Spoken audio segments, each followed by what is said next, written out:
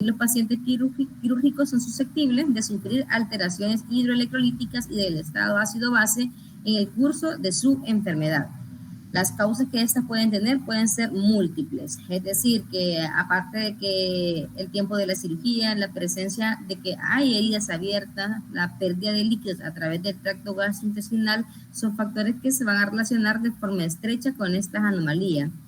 Estos trastornos también pueden producirse antes, durante y después del acto quirúrgico, y así va a ser nuestro tratamiento o manejo terapéutico que vamos a tener con nuestro paciente en el prequirúrgico dependiendo de cuáles sean las patologías.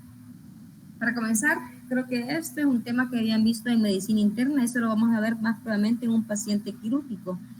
El organismo humano está compuesto en su gran mayor parte por agua, la cual va a representar del 50 al 60% del peso corporal total en el adulto. El contenido corporal del agua es ligeramente mayor en el hombre, se concentra sobre todo en el músculo esquelético y desciende según va avanzando la edad. En personas obesas, no por tener una mayor, cantidad o mayor contenido de grasa, realmente es menor la cantidad de agua que pueda presentar. Aquí solo para conocer, sabemos que son los tres espacios, el plasma, el líquido intersticial y el volumen intracelular, que cada uno va a estar contenido por del 5%, el 15% y el 40%. Una pequeña cantidad de agua, es decir, de 15 ml por kilogramo de peso, se va a hallar en el espacio transcelular. Esta pequeña cantidad de líquido no participa en homeostasis del agua, sino que se encuentra secuestrada en cavidades naturales, como los líquidos del pericardio, el sinovial, de la pleura, entre otros. Solo para conocer acerca de la presión osmótica, los compartimentos intracelulares y extracelulares tienen diferentes composiciones electrolíticas. Algo importante que vamos a recargar en esta mañana es que el catión extracelular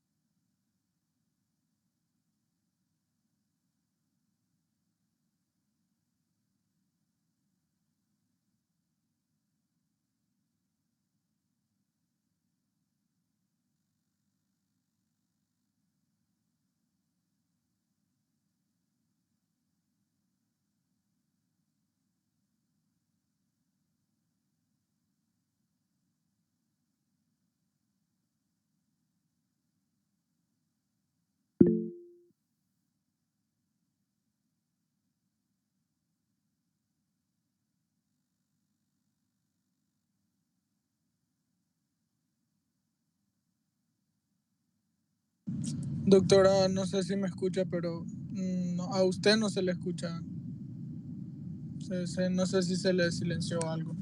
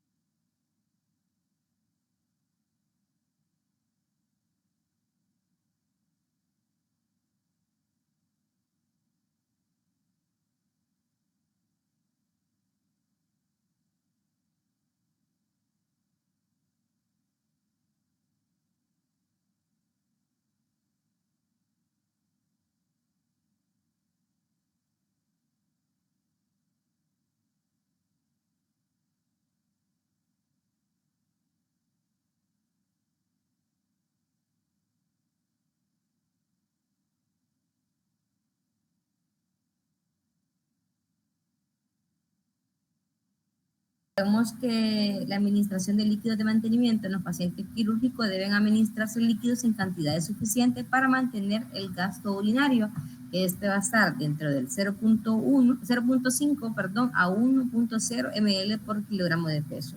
Los requerimientos de líquidos de mantenimiento pueden calcularse con base al peso corporal de la siguiente manera, es decir, 100 ml por kilogramo de peso al día para las primeras 10 kilogramos y 50 ml por kilogramo de peso al día para los siguientes 10 kilogramos y 20 ml en relación por cada 10 kilogramos subsecuente. En general, los líquidos de mantenimiento deben contener cantidades de sodio de entre 1 a 2 miliequivalente por día y potasio en cifras de 0.5 a 1 miliequivalente por kilogramo al día, que son los que ustedes encuentran en los pacientes hospitalizados.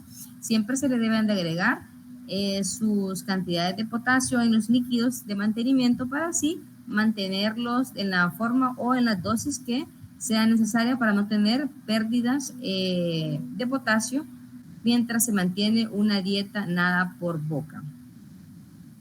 Algo importante aquí es conocer las composiciones electrolíticas de las soluciones parenterales. Por ejemplo, el lactato de Ringer, ¿cuánto tiene de sodio?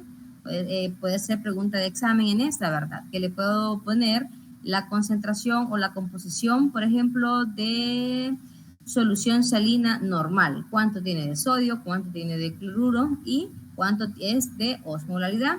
O se puede poner también el Ringer, que el sodio sabemos que tiene de 134, un cloro de 109, un lactato de 28, que es el que hace la diferencia con los demás, y una osmolaridad de 273, con 4 de potasio y calcio de 3.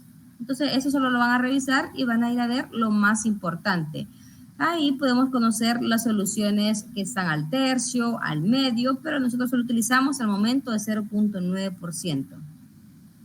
Los objetivos de la reanimación hídrica en pacientes quirúrgicos y no quirúrgicos van a ser 3. 1. Optimizar la hemodinamia, mejorar la perfusión y preservar las funciones orgánicas. De acuerdo con su composición y propiedades físicas, las soluciones para administrar de forma endovenosa se pueden clasificar en cristaloides y coloides. En general, los cristaloides sabemos nosotros que son las soluciones que contienen sodio como su principal molécula. Y los coloides contienen sustancias de alto peso molecular que mantienen el espacio intracelular. En estos coloides podemos presentar hasta las hemoderivados. Algo importante de la PVC, la presión venosa central, que debe de ir de 8 a 12 milímetros de mercurio. En los pacientes sometidos a ventilación mecánica, eso es importante cuando ustedes están en el alto riesgo y le dicen que vayan a tomar la PVC, es decir, la presión venosa central, debe mantenerse entre 12 a 15. Si hay menor de 12, si tiene 7, 8, ustedes le reportan como no, si la PVC le salió de 8, ¿verdad? Pero realmente lo que está presentando el paciente es que tiene una deshidratación, es decir, que no tiene una hidratación óptima. Y si tiene 20, si tiene 18, el paciente está sobrehidratado. Entonces, es importante conocer este rango para así saber si nuestro paciente está adecuadamente manejado con los líquidos endovenosos. Algo que vamos a conocer también ahora es administrar los líquidos por ayuno. Todo paciente que va a pasar, por ejemplo, a sala de operaciones y le dejamos nada por boca, el cuerpo igual necesita su requerimiento tanto de sodio, de potasio y de los líquidos. Entonces, si nosotros dejamos a un paciente por más de 5 días en ayuno, debemos de administrar los líquidos. Igual en el SWAR menciona de que posterior casi a las 24 a 48 horas postquirúrgica, los líquidos que si tenemos suero Harman, si tenemos los líquidos con solución salina, ya deben de comenzar a cambiarse, si la patología lo permite y el paciente también, ¿verdad?, al líquido dextrosado, para así darle sus calorías que van a meritar a cada día. Administración de líquidos por pérdida patológica. Todos los pacientes que presentan evacuaciones diarreicas, que presentan intolerancia a la vía oral, igual van a tener pérdidas y pueden ser por patologías previamente establecidas. Y líquidos por pérdidas al tercer espacio. Los pacientes con quemaduras, pacientes con neumotoras, con alguna alteración a nivel abdominal, con el cierre temporal, igual van a tener pérdida del tercer espacio y nosotros debemos de administrar los líquidos correspondientes y también en función a la creatinina, a la función renal, así van a ser el aporte de líquidos que vamos a obtener. Más adelante también vamos a conocer, por ejemplo, por la edad, por la condición física, por la patología. Si ustedes se acercan a cada uno de los altos riesgos de los servicios, van a conocer que los pacientes tienen por bomba de infusión. Y hay pacientes que tienen a 42 cc, a 63, a 82, a 104, a 125 cc por hora y a 166 cc por hora. Hay ciertos pacientes, por ejemplo, que medicina interna, ya una rhabdomiólisis que tiene una CPK mayor de 30.000. Eso se da en los pacientes con quemaduras o con traumatismo severo. Le pueden pasar hasta 500 cc por hora por 4 horas. Entonces, aquí va a ser dependiendo, vamos a ver nuestro paciente de forma individual, así vamos a obtener la cantidad de líquido que vamos a administrar. La administración de líquidos por pérdida sanguínea. La reposición de estas pérdidas con líquido deben de realizarse de acuerdo con las consecuencias hemodinámicas y de oxigenación que tenga la hemorragia. Por ejemplo, un paciente que presenta una hemorragia activa a nivel, por ejemplo, femoral y tiene una pérdida masiva sanguínea, nosotros no lo vamos a tratar solamente con los líquidos, porque al final lo que va a perder, o sea, el líquido, el volumen, va a estar tan diluido que ya no va a ser propiamente sangre. Entonces, de nada nos sirve administrarle 8 litros, por ejemplo, de solución salina a un paciente cuando lo que debemos de hacer es, primero, detener o buscar la patología o la forma de dónde está sangrando el paciente. Posteriormente vamos a administrar nuestros líquidos endovenosos en relación a las pérdidas sanguíneas. Las soluciones cristaloides isotónicas como la solución salina al 0.9%, el Ringer, se distribuyen de forma proporcional en el compartimiento extracelular. Al cabo de 20 a 30 minutos solo van a permanecer en el espacio intravascular entre el 25 y el 30% de esta cantidad infundida, lo cual implica que para compensar en forma adecuada una pérdida sanguínea se debe de restituir con 3 a 4 veces su volumen en soluciones cristaloides isotónicas. Ahora ya conocemos la parte de cuánto porcentaje de líquido necesitamos a nivel de nuestra, digamos, líquido intracelular, extracelular y el plasma, cuáles son sus componentes. Vamos a hablar acerca de las alteraciones hidroelectrolíticas. ¿Qué es lo más importante que nosotros vamos a manejar? Son con relación al volumen, a la concentración y composición. Esto lo vamos a manejar en todos nuestros pacientes postquirúrgicos, pero nos vamos a basar más que en el desequilibrio del sodio y el potasio, tanto la hipernatremia como la hiponatremia, la hipercalemia e hipocalemia, que van a ir manejadas también, ¿verdad?, por el calcio, fósforo, magnesio, según se relacionen. La hiponatremia. Algo importante que vamos a mencionar aquí es que recordamos que puede ser...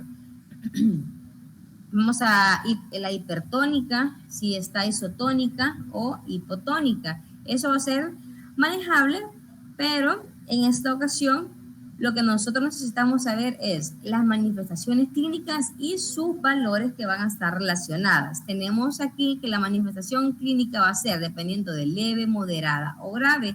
En leve hablamos acerca de un sodio de 130 a 135, moderado de 125 a 129 y los graves en pacientes que presentan menos de 125.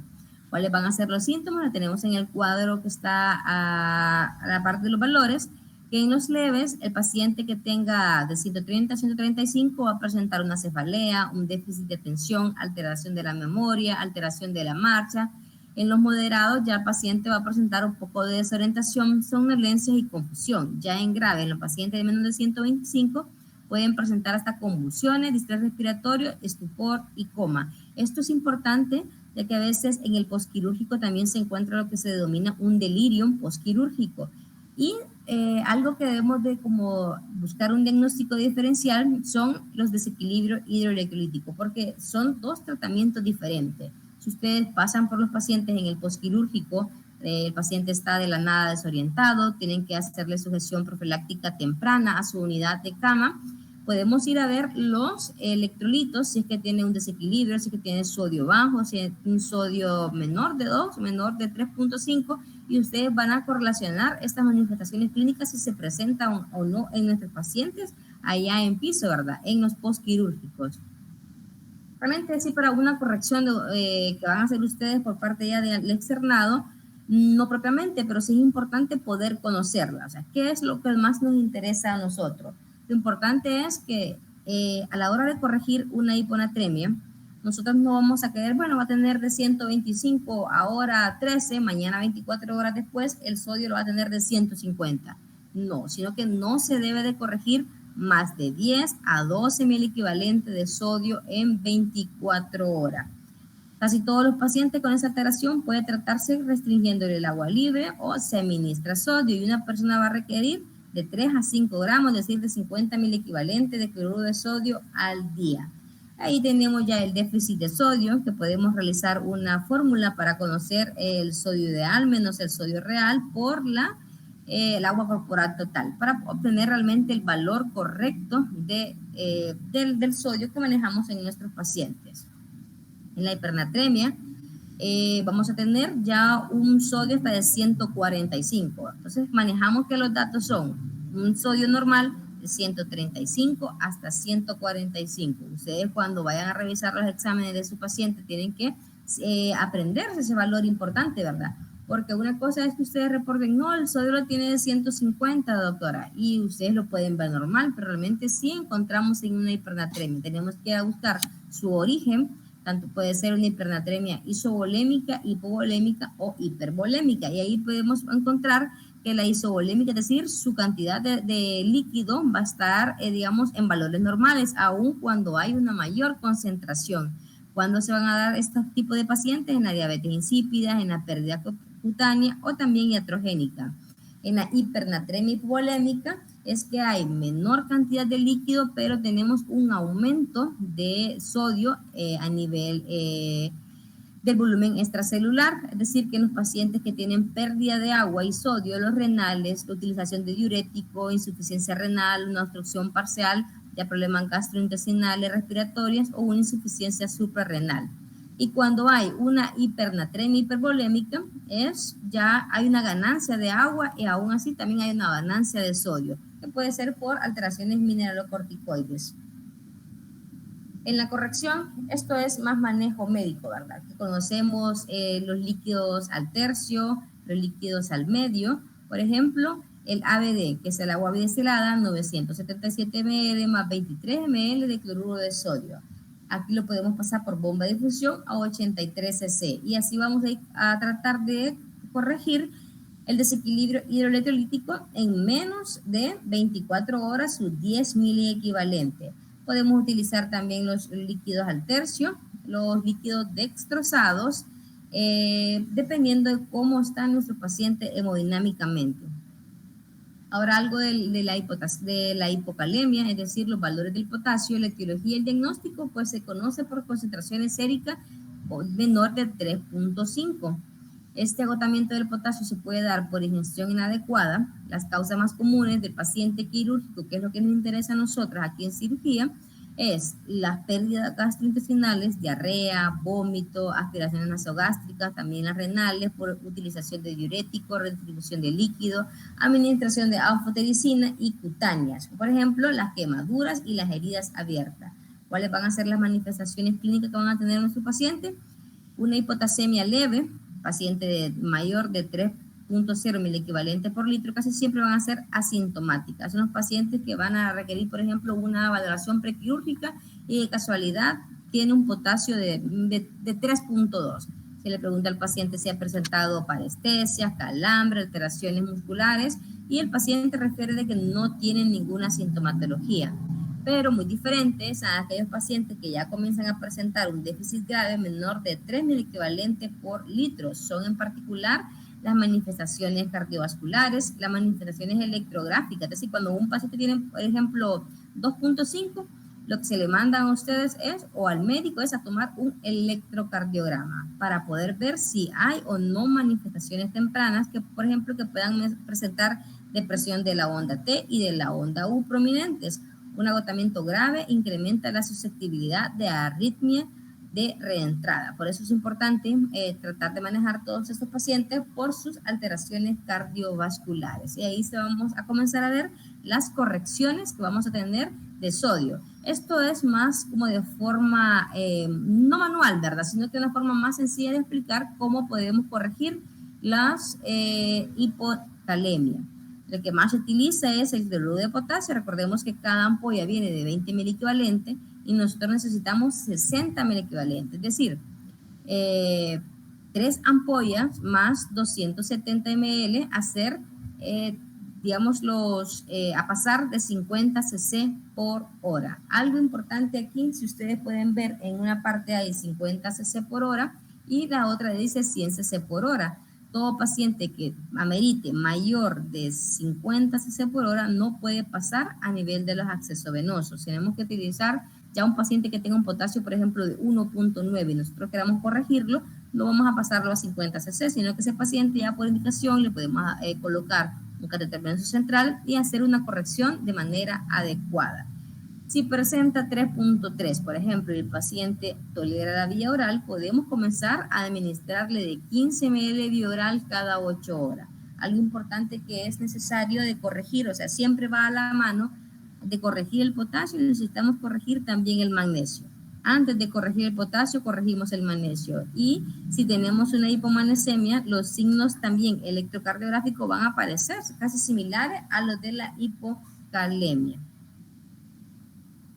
En la hipercalemia, la etiología y el diagnóstico pues, se va a definir como la concentración sérica del potasio mayor de 5.5 miliequivalentes y puede presentarse con reservas corporales totales de potasio normales o elevados. Es decir, que el tratamiento que vamos a utilizar a veces puede ser hasta una hemodiálisis. Manifestaciones clínicas, la hiperpotasemia leve de 4.5 a 6 miliequivalentes suelen ser asintomáticos. Ya si es mayor de 6.5, igual las alteraciones que van a presentar son electrocardiográficas, que van a incluir las ondas T picuda y simétricas, reducción del voltaje de la onda P y ensanchamiento del complejo QRS.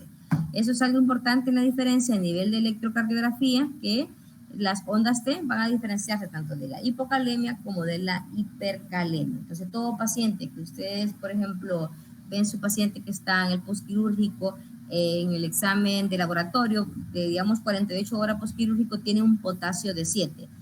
Ustedes toman el electrocardiograma al paciente y no ven ninguna alteración a nivel electrocardiográfico. Se le pregunta al paciente si ha presentado una sintomatología, si tiene alteración cardiovascular y el paciente está relativamente, digamos, sin síntomas. Entonces, debemos de buscar si es una punción que fue iatrogénica.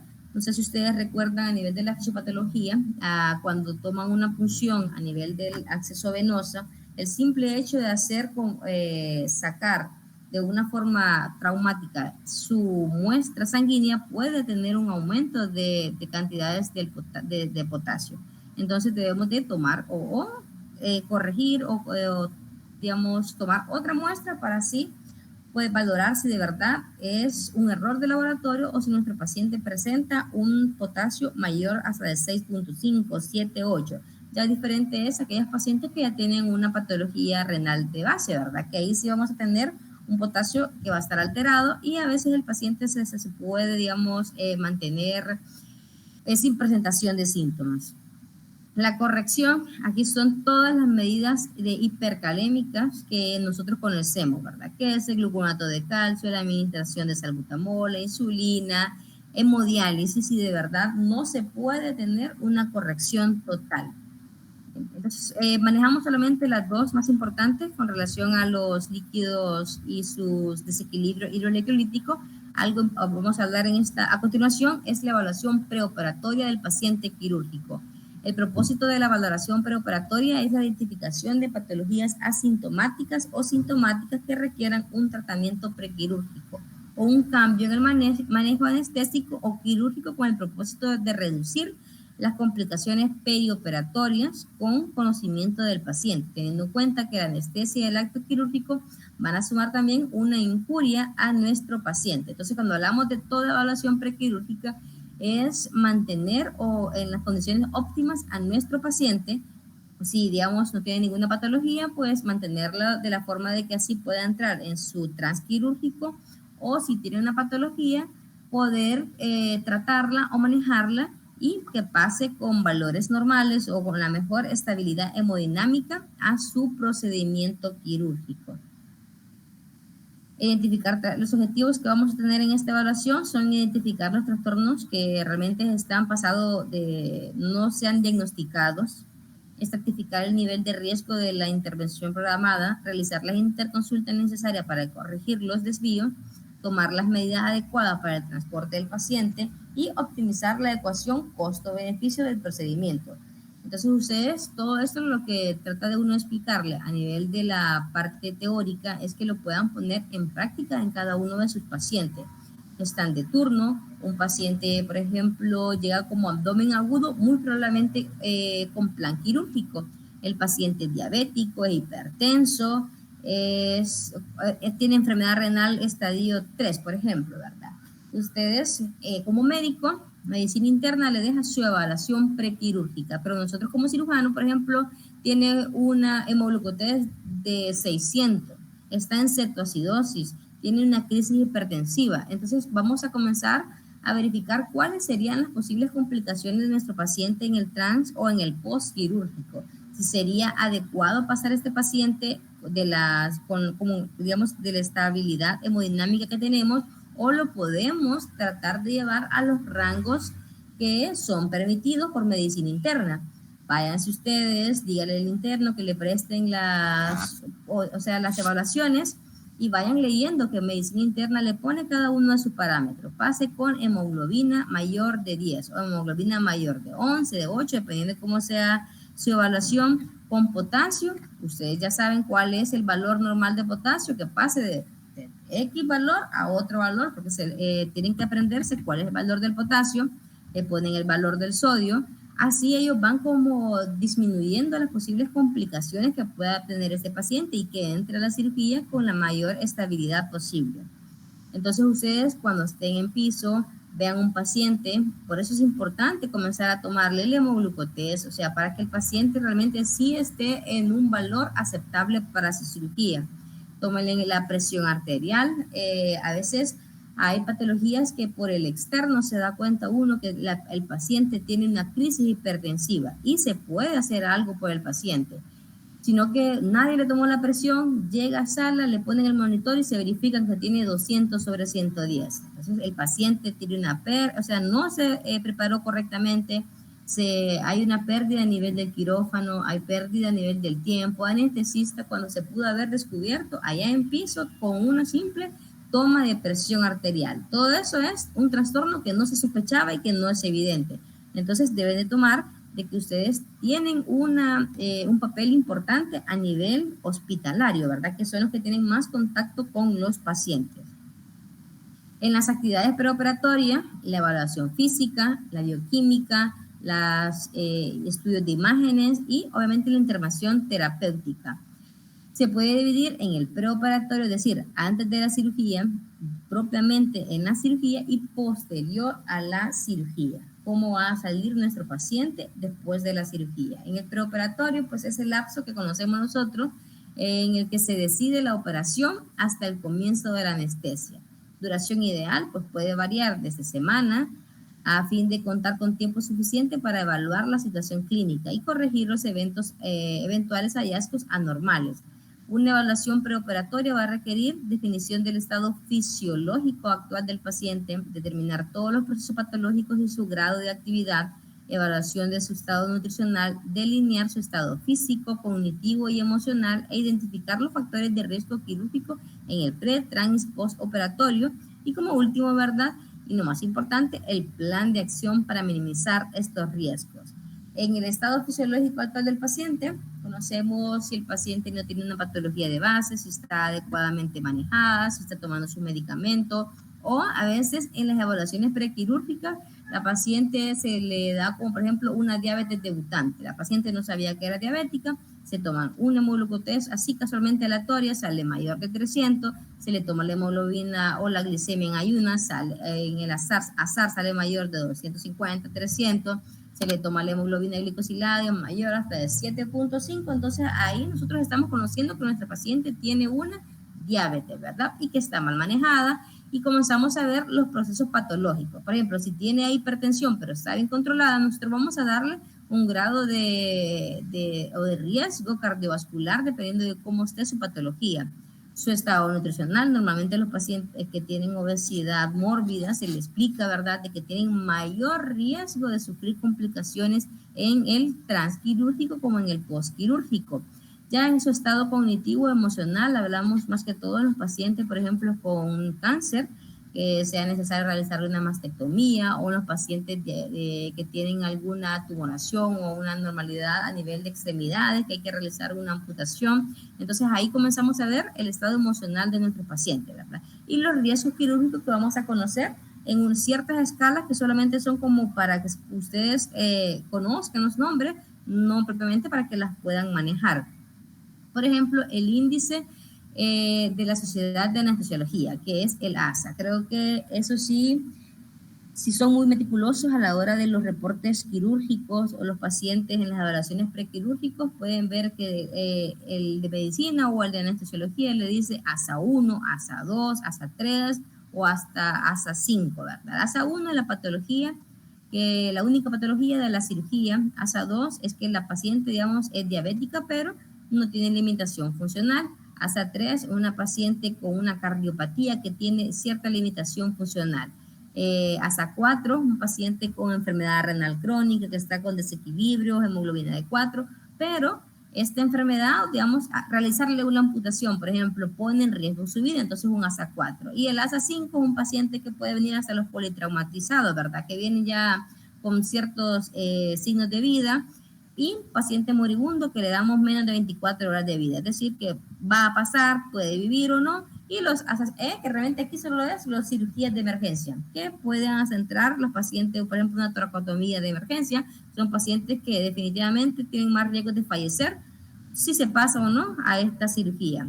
Otras que aquí más que todo se manejan los índices de Goldman, también de Caprini, que son valoraciones que le pone medicina interna, que nuestro paciente está hemodinámicamente estable o no. Ahora vamos a conocer los factores de riesgo del paciente. Es todo lo que hemos hablado: la condición clínica, la edad. Entre menor edad tenga, mayor riesgo tiene. Entre mayor edad tenga, los pacientes adultos mayores tienen mayor riesgo en el transquirúrgico. El estado nutricional igual, si está desnutrido tiene riesgo, y si está también con obesidad tiene mayor riesgo de complicaciones. La evolución, el estado de la enfermedad y las comorbilidades. Es diferente pasar a un paciente a una cirugía o una apendicectomía, por ejemplo, que solo no tenga ningún antecedente médico, a que el paciente sea con enfermedad renal crónica, que sea diabético, que sea hipertenso, que tenga cardiopatía. Entonces, propiamente las patologías de base son las que le van a dar mayor complicaciones. Esos son los factores de riesgo del paciente. En cambio, los factores de riesgo de la cirugía, mencionamos la anestesia, si le vamos a dar anestesia raquídea, general, si va a ser una pseudoanalgesia, dependiendo de cómo el paciente pueda, o sea, qué tipo de anestesia le estamos dando. La duración, si es menor de 2 horas, si por cada 2 horas que va aumentando, el paciente va a tener mayor riesgo en el transquirúrgico hasta pueda fallecer. Una cirugía de 6, 8 horas, sabemos que va a tener mayor complicación. La complejidad es diferente a realización de una extracción, por ejemplo, de un lipoma, a realizar ya una derivación a nivel gástrico, a nivel de intestino delgado, que va a llevar mayor complejidad al paciente. El carácter se relaciona a los pacientes que van desde la consulta externa o los pacientes que van desde la emergencia. La experiencia del equipo, del cirujano, que es importante. Aquí habla acerca, por ejemplo, diferente que la pase un abdomen agudo, un R1, a un staff, a un R2 o R3. Ese es por respecto a la experiencia del equipo, ¿verdad? Y el equipo hospitalario, si contamos realmente con todos los equipos que necesita para cada una de las cirugías. Aquí vamos a valorar pacientes potencialmente quirúrgicos con patología agregada, pacientes asintomáticos a partir de los 40 años. Entonces, ustedes en la emergencia llega un paciente de 20 años, pero el paciente es tabaquista, entonces ya hay que hacerle una evaluación prequirúrgica. Un paciente de 38 años que no tiene ninguna patología, no es tabaquista, el paciente solo necesita su hemograma para pasar a sala de operación. Entonces, ustedes cuando estén en una emergencia, ¿verdad?, el paciente tiene un plan quirúrgico y usted ya sabe que el paciente tiene mayor de 40 años, ya no es necesario que o sea, sí le van a preguntar qué tipo de evaluación le van a hacer, ¿verdad? Pero ustedes ya tienen que llevar en mente que el paciente va a necesitar esta evaluación. ¿Cuáles van a ser los, digamos, parámetros que nosotros como externos podemos tomarle a nuestro paciente?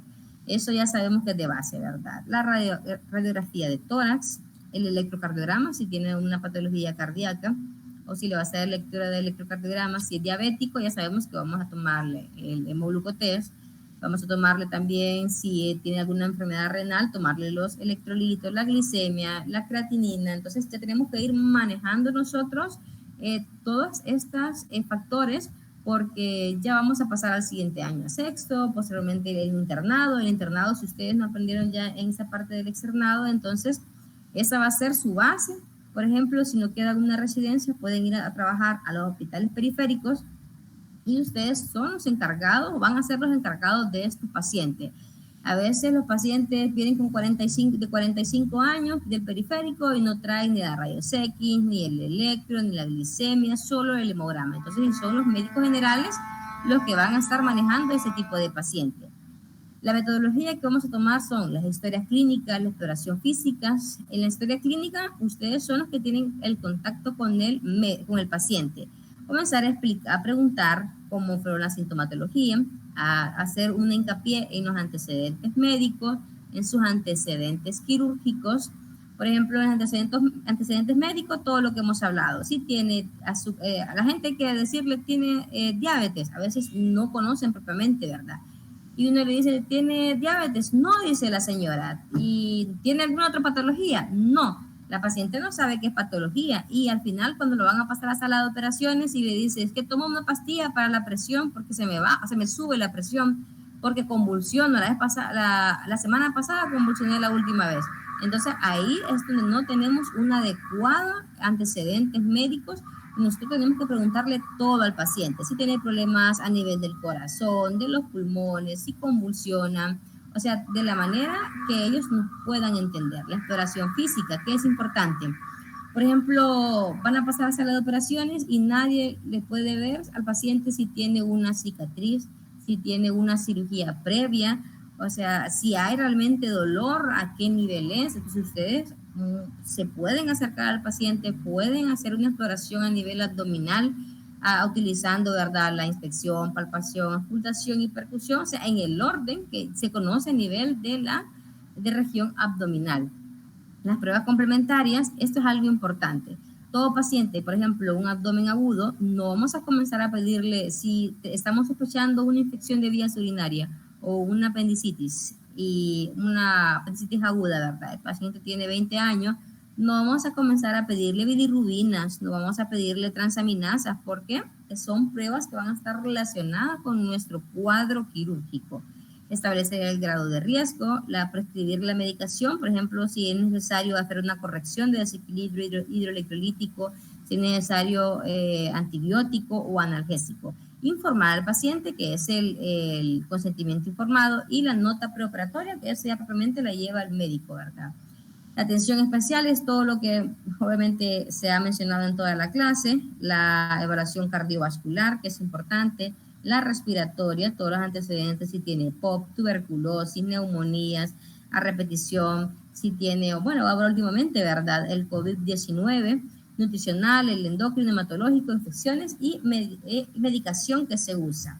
A veces el externo es el que le dice, doctor, el paciente diabético utiliza metformina, que utiliza insulina, o sea, el externo va a conocer a veces, si de verdad le hace una buena historia clínica, conoce mayor a profundidad las patologías de cada uno de sus pacientes.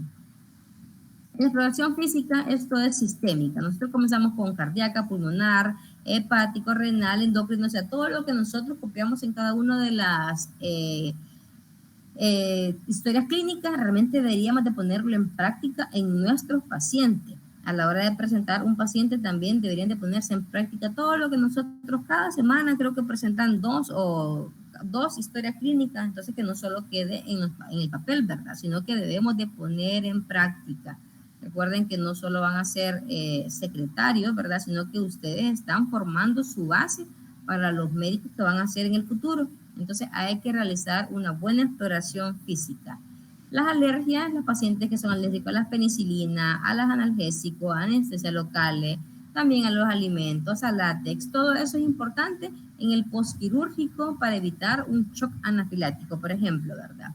Y los estudios, ¿verdad? La rayos X de tórax, que sabemos que todo paciente que va a tener una evaluación pulmonar tanto electiva como de emergencia, debemos de contar con una rayos X de tórax. El electrocardiograma que se debe tomar, hemograma, tiempo de coagulación, química sanguínea y otro. Hay una como un memo, por ejemplo, que está a nivel hospitalario, donde se le pone, por ejemplo, la edad, mayor de 40 a 50 años, 50 a 60 y mayor de 60. ¿Qué es lo que vamos a necesitar como evaluación prequirúrgica de nuestro paciente? Se pueden acercar a, bueno, en ese momento creo que sí no lo agregué, ¿verdad? Pero es importante conocer si es mayor de 50, sobre la evaluación cardiovascular, si es mayor de 60, la evaluación cardiovascular con evaluación pulmonar.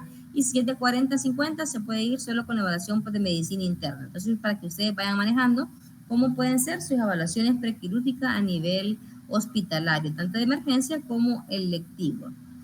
El tiempo de vigencia, pues sabemos que puede durar hasta 4 meses. Esto siempre y cuando el paciente esté hemodinámicamente estable y que pueda venir desde la consulta externa y que no tenga ninguna variación a nivel clínica. Y esta es la bibliografía donde se ha tomado esta clase, pero realmente lo que le voy a enviar son estas diapositivas para que ustedes puedan tener en cuenta para poder sacar alguna duda o ampliar aún más su conocimiento con respecto al tema.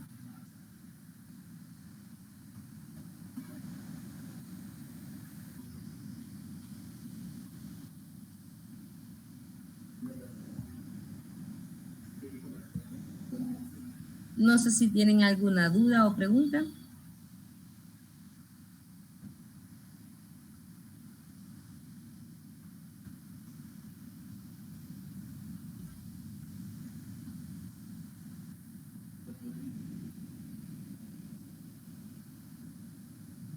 Yo tenía una duda, doctora.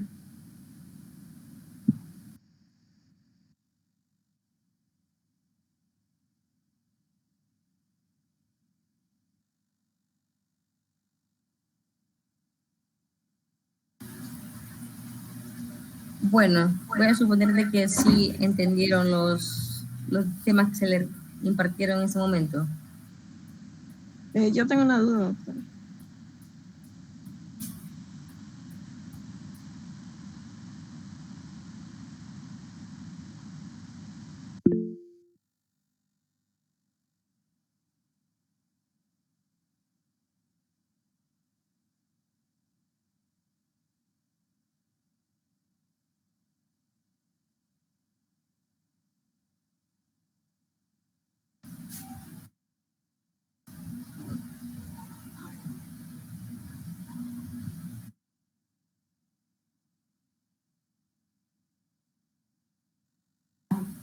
Disculpe, no le escuché.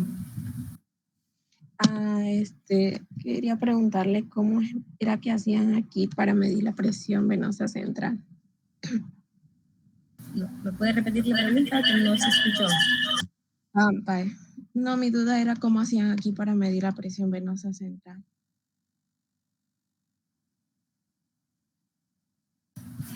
Al momento no se tiene del equipo para la toma de presión venosa central, por eso no se le ha explicado a este grupo, ¿verdad? Pero es como con una escala que se coloca a nivel de la cama del paciente, que debe de estar guiada, digamos, a la misma altura del corazón, pero es más difícil explicársela sin poder enseñar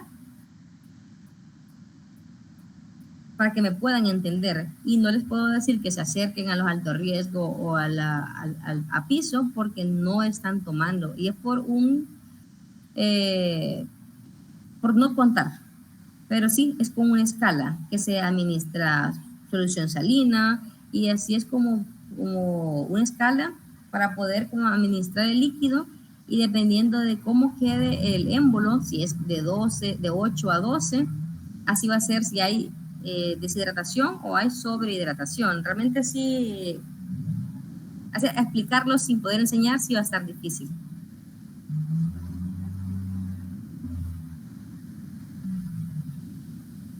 Muchas gracias, doctor.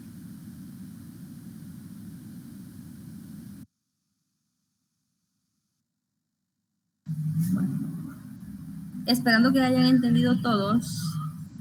esta clase que va a entrar al acumulado y la otra clase también que es de estudios de imágenes. Así que si gustan, me avisan si la podemos dar a la 1:30 o a las 2, dependiendo cómo tenga el tiempo de cada del grupo.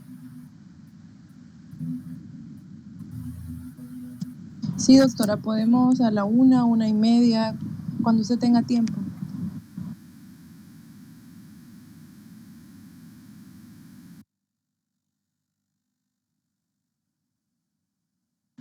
Entonces les aviso si es a la 1:30 o 2 y va a ser la siguiente tema de los estudios de imágenes. Bueno, gracias, doctora. Va a ser feliz tarde. Gracias, doctora.